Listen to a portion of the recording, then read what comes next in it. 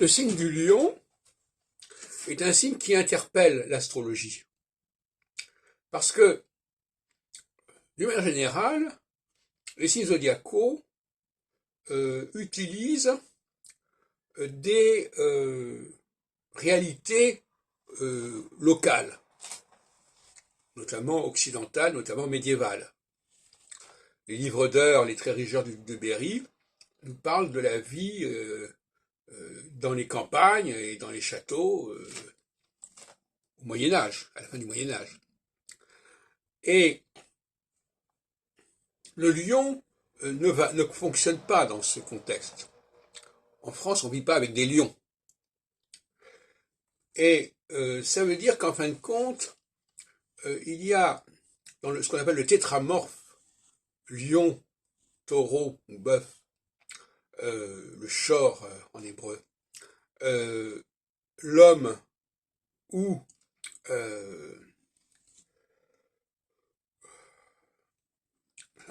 il y a quelque chose qui n'est pas de l'ordre du zodiaque tel que nous connaissons. C'est une sorte de proto-zodiaque, à base 4 et pas à base 12. Lion, homme,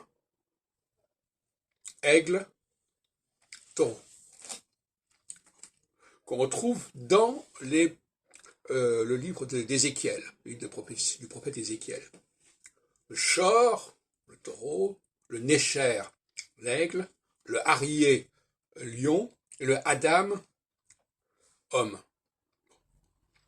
Donc, ça c'est un système qui va se combiner par la suite, qui va être complété plutôt par des emprunts à une iconographie des mois de l'année, une iconographie des livres d'heures, et ça sera quelque chose d'assez hybride finalement, le zodiaque à ce niveau-là. Donc c'est intéressant cette dialectique du 4 au 12. On est passé, le 12 a été obtenu en complétant, en ajoutant des choses au 4. Et le 4, c'est évidemment au départ les 4 saisons. C'est également les 4 étoiles fixes royales, Régulus pour le lion, Antares pour le scorpion, Fomalo pour le Verseau, et Régulus, enfin, et qu'est-ce qu'il y a d'autre? Et pour le taureau, ben, c'est Shor. Même si aujourd'hui, comme vous le savez, ces étoiles sont passées dans les signes suivants. Mars, Régulus n'est plus dans le lion, il est passé dans la Vierge.